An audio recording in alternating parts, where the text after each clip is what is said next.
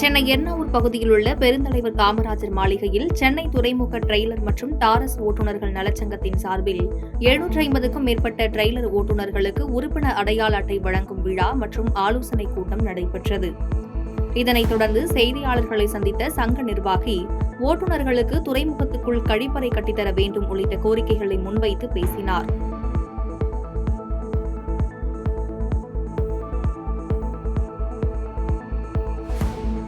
வேலூர் மாவட்டம் விரிஞ்சிபுரத்தில் மார்க்கபந்தீஸ்வரர் ஆலயத்தில் கார்த்திகை மாதம் கடைசி ஞாயிற்றுக்கிழமை முன்னிட்டு கடை ஞாயிறு விழாவானது நடைபெற்றது.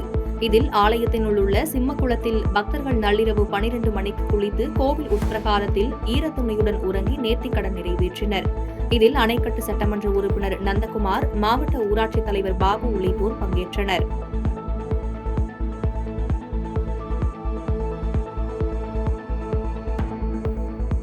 திருவாரூர் மாவட்டம் முழுவதும் கடந்த 3 நாட்களாக பெய்த கனமழையின் காரணமாக இளம் சம்பா நெற்பயிர்கள் மற்றும் அறுவடைக்கு தயாரான நெற்பயிர்கள் மழைநீரால் முற்றிலுமாக பாதிக்கப்பட்டுள்ளது.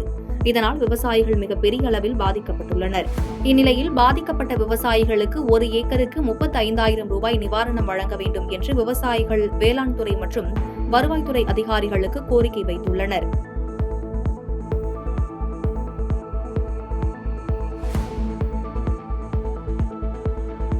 சேலம் மாவட்டம் ஓமலூர் வட்டாரத்தில் பெய்த கனமழைக்கு ஏற்பட்ட வெள்ளப்பெருக்கில் சக்கரை செட்டிப்பட்டி, குரமச்சிக்கரடு, காமலாபுரம், கிழக்கத்திக்காடு உட்பட பல்வேறு பகுதிகளிலும் சுமார் 10 கிலோமீட்டர் அளவிற்கு சாலைகள் பழுதடைந்துள்ளது.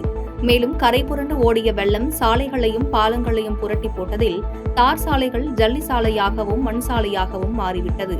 இதனால் பொதுமக்களும் வாகன ஓட்டிகளும் அவதியடைந்து வருவதால் அதிகாரிகள் விரைந்து நடவடிக்கை எடுக்க கோரிக்கை எழுந்துள்ளது.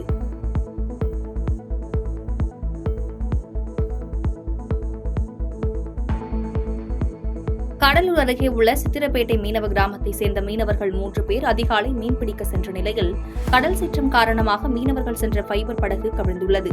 அப்போது படகில் இருந்த ஜெகன் என்பவர் கடலில் தவறி விழுந்துள்ளார். இந்நிலையில் 2 மீனவர்களும் அதே படகில் கரை சேர்ந்த நிலையில் தவறி விழுந்த ஜெகனை தேடும் பணியில் தீயணைப்புத்துறை மற்றும் கடலோர காவல் படையினர் ஈடுபட்டு வருகின்றனர்.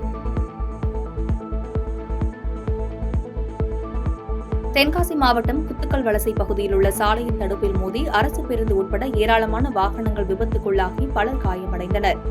இந்நிலையில் தற்பொழுது நெடுஞ்சாலைத்துறை அதிகாரிகள் அமைச்சர் ஏவா வேலு வருகிறார் என்பதற்காக சாலையின் தடுப்புகளில் அவசர கதியில் சீரமைக்கும் பணியில் ஈடுபட்டுள்ளதால் பொதுமக்களிடையே சர்ச்சையை ஏற்படுத்தியுள்ளது.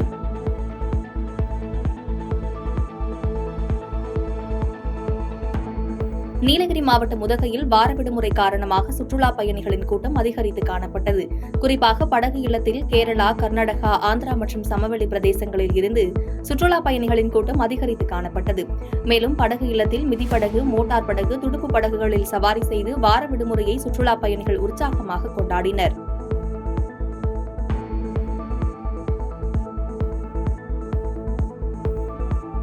நீலகிரி மாவட்டம் குன்னூர் அருகே உள்ள சேலாஸ் பஜார் பகுதியில் உள்ள ஒரு குடியிருப்புக்கு கடந்த 3 நாட்களாக இரவு வேளையில் சிறுத்தை ஒன்று வளர்ப்பு கோழிகளை வேட்டையாட வந்து செல்லும் குறித்தான வீடியோ காட்சிகள் சமூக வலைதளங்களில் பரவி அதிர்ச்சியை ஏற்படுத்தியுள்ளது.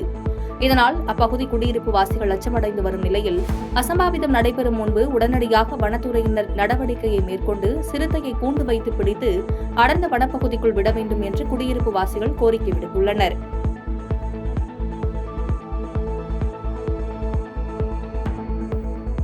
தேனி மாவட்டம் கம்பம் 7வது வார்டு மணிக்கட்டு ஆலமரம் ரோடு 5வது தெருவில் அமைந்துள்ள மின்கம்பம் கடந்த சில நாட்களாக பெய்து வரும் தொடர் மழையின் காரணமாக பழுதடைந்து ஒடிந்து விழும் அபாய நிலையில் உள்ளது. இதனைத் தொடர்ந்து இப்பகுதி பொதுமக்கள் கம்பம் மின்வாரிய அலுவலர் மற்றும் கம்பம் நகராட்சி அலுவலகம் மற்றும் 7வது வார்டு கவுன்சிலரிடம் இது சம்பந்தமாக பலமுறை புகார் அளித்தும் எந்த நடவடிக்கையும் இதுநாள் வரை எடுக்கப்படவில்லை. இதனால் அப்பகுதியினர் புகார் கூறி வருகின்றனர். ஏதேனும் அசம்பாவிதம் ஏற்படும் முன் சம்பந்தப்பட்ட அதிகாரிகள் விரைந்து நடவடிக்கை எடுக்க வேண்டும் என அப்பகுதியினர் கோரிக்கை விடுத்துள்ளனர்.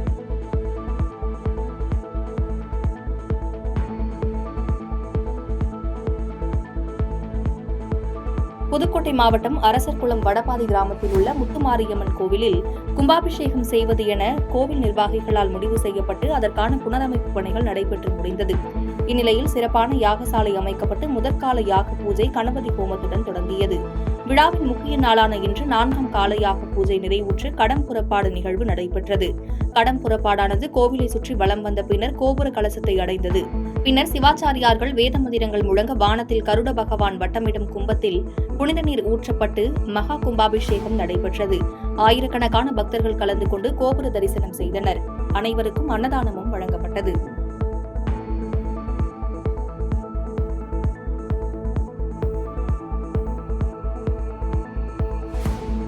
மதுரை மாநகரில் இருந்து விமான நிலையம் செல்லக்கூடிய வெள்ளக்கல் பகுதியில் உள்ள கண்மாய் தொடர் மழை காரணமாக நிறைந்து தண்ணீர் பாசன கால்வாய் வழியாக வெளியேற்றப்பட்டு வருகிறது.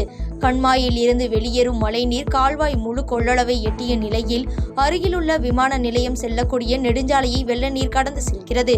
இதனால் மாநகரில் இருந்து மதுரை விமான நிலையம் செல்லக்கூடிய வாகனங்கள் சாலை நடுவே கடந்து செல்லும் வெள்ள நீரில் கடந்து செல்ல வேண்டிய நிலை ஏற்பட்டுள்ளது.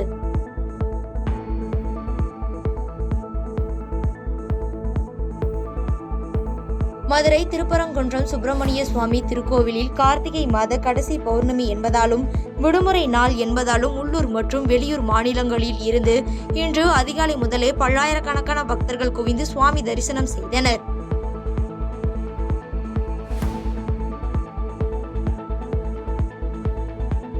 செங்கல்பட்டு மாவட்டம் திருக்கழுக்குன்றத்தில் சுமார் 35 ஆண்டுகளுக்கு முன்பு தமிழ்நாடு சுற்றுலா வளர்ச்சி கழகம் சார்பில் கட்டப்பட்ட உணவு விடுதி பயன்படுத்தப்படாமல் சிதிலமடைந்து மது பிரியர்களின் கூடாரமாக மாறி வரும் அவல நிலையில் உள்ளது.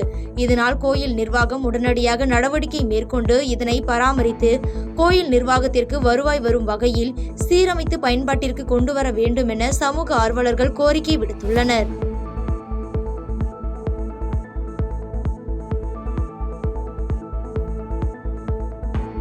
செங்கல்பட்டு மாவட்டம் மதுராந்தகம் அருகே உள்ள ஸ்ரீ விஜய வரதராஜ சுவாமி திருக்கோயிலில் சுமார் 7 கோடி மதிப்பீட்டில் புதுப்பிக்க பாலாலயம் பூஜை சிறப்பாக நடைபெற்றது. இந்நிகழ்வில் இந்து சமய அறநிலைத்துறை அதிகாரிகள், கிராம மக்கள், பக்தர்கள் பலர் கலந்து கொண்டனர். மேலும் இது சிறப்பாக நடைபெற்றதாகவும் விரைவில் கும்பாபிஷேகம் நடைபெற உள்ளதாகவும் பக்தர்கள் மற்றும் கோயில் அர்ச்சகர் பேட்டியளித்துள்ளனர்.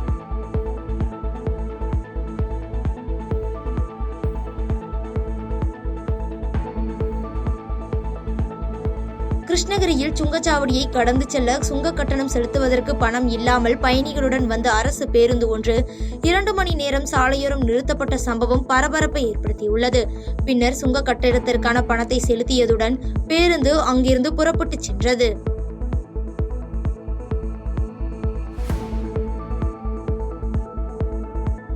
கிருஷ்ணகிரி மாவட்டம் ஓசூர் அருகே டி கொத்தம்பொள்ளி கிராமத்தைச் சேர்ந்த விவசாயி ஏத்தப்பா என்பவர் வீட்டிலிருந்து தனது தோட்டத்திற்கு சென்றபோது ஒற்றை காட்டு யானை துரத்தி தாக்கியதில் படுகாயமடைந்தார். தொடர்ந்து தகவல் அறிந்து வந்த உறவினர்கள் அளித்த தகவலின் பேரில் உடனடியாக சம்பவ இடத்திற்கு சென்ற வனத்துறையினர் அவரை மீட்டு ஓசூர் அரசு மருத்துவமனையில் சிகிச்சைக்காக அனுமதிக்கப்பட்டுள்ளனர்.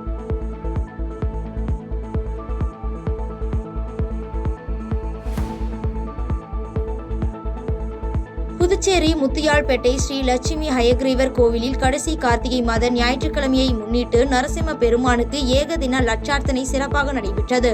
இதில் திரளான பக்தர்கள் கலந்து கொண்டு சுவாமி தரிசனம் செய்தனர்.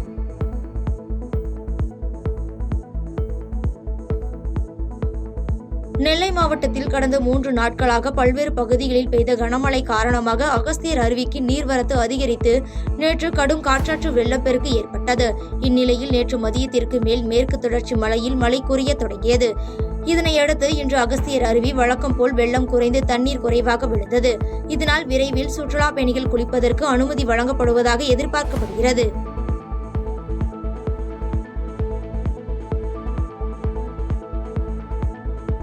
பாதகம் செய்பவரை கண்டால் நாம் பயங்கொள்ளலாகாது பாப்பா.